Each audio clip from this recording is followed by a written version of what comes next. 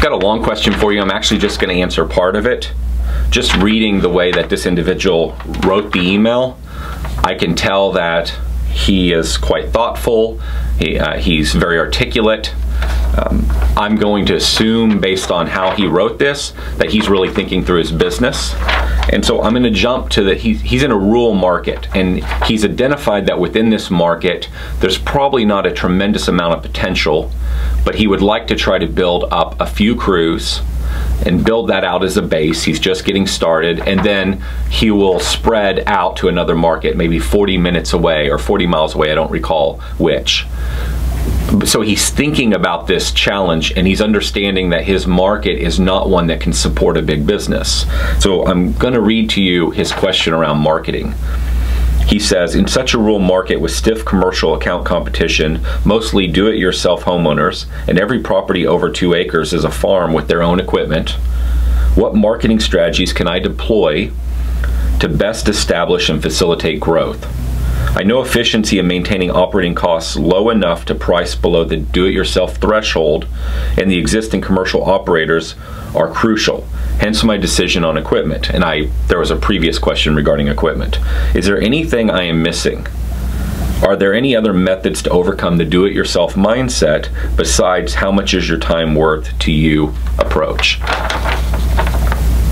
So he's essentially saying that I know within my market there are several opportunities. One of the opportunities being commercial is very competitive. The other is farms. That's what you heard. They already have their own equipment. So there's a remaining market that I could potentially go after and build these 2 crews. However, the majority of that market's a do-it-yourself market.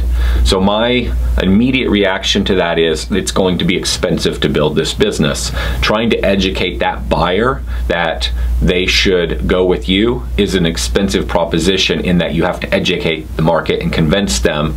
And one of the reasons why they are probably a do-it-yourself market is because they don't have much money. And during the next downturn, during the next economically downturn, during the next whatever scenario that takes place that might cost them their job or a reduction in hours or whatever the scenario might be, even after educating this market and getting in with them, you might see a pullback on their part in terms of using a service provider. So it's a business that is, 1, more expensive to build, and 2, more risk prone to market forces outside of your control that can mess up everything you've built.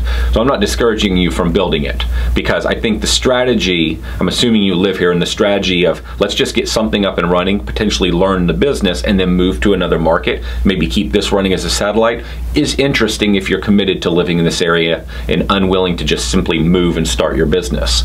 The last point I'll make before I answer the direct question is, I do believe that there are many people that have started businesses where they live that are not in ideal markets. They're really smart, they're making all the right moves, they're hustling, and they're not seeing the success and progress that they feel like they should, given all they're putting into the business. And it's simply a scenario of being in the wrong market. It's simply a scenario of you don't have enough potential buyers, and it's not about you. Yet a lot of people beat themselves up. And so you do have a decision here. 1, you can stay in this market and maybe struggle for the next several years to get a couple crews really going and profitable, or you could simply just make the move and build all of that in a fraction of the time.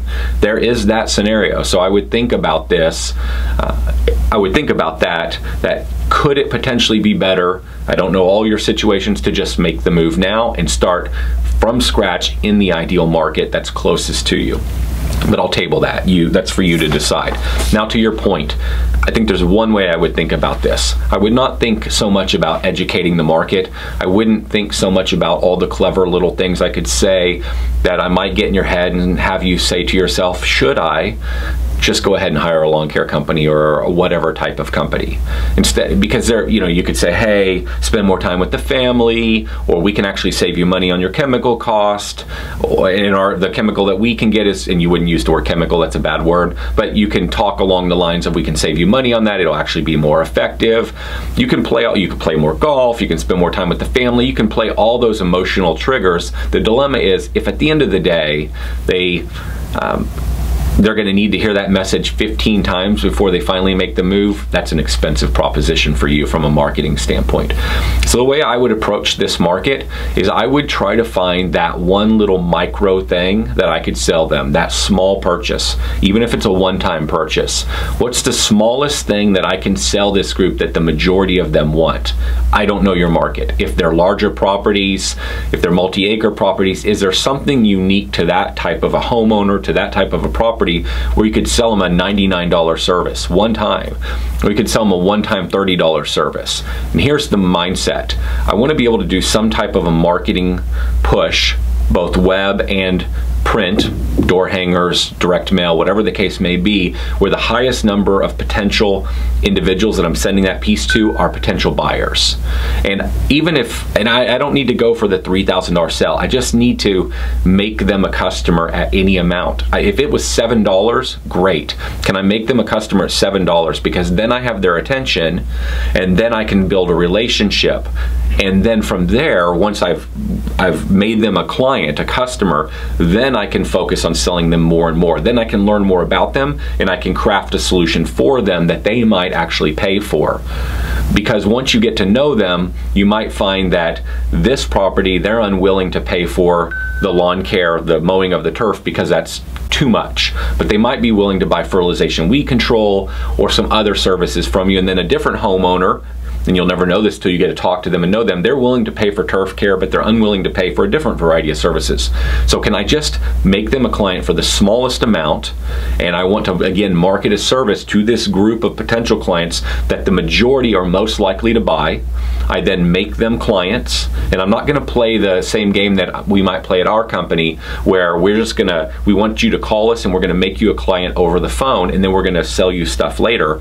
In your scenario, I want to sell them the smallest thing possible, and then I want to go see them. It's going to be a little bit slower business to build, but it's going to be critical that you go see them and know them, so you can figure out what is their unique need that then identifies for you what you need to sell to them. And it's going to be different for each of these properties, I'm guessing. Who knows? You might find some commonalities, and then that guides your future marketing. So that's how I'm going to think about it. Sell them the smallest thing I can just to make them a client. Once they're a client, I'm going to go see them. I'm going to get to know them. I'm going to understand their challenges, frustrations, what do they need. I'm going to craft a solution unique to them. And then I'm going to eventually try to get them to refer me to other people they know, because if you find a buyer, they're probably friends with other individuals that have that amount of money or more who also might be your buyers. So that's how I'm going to do it. Break it down to the smallest thing you could sell them first, make them a client, get to know them, figure out what to sell them next. That's how I'd approach this problem. Good luck.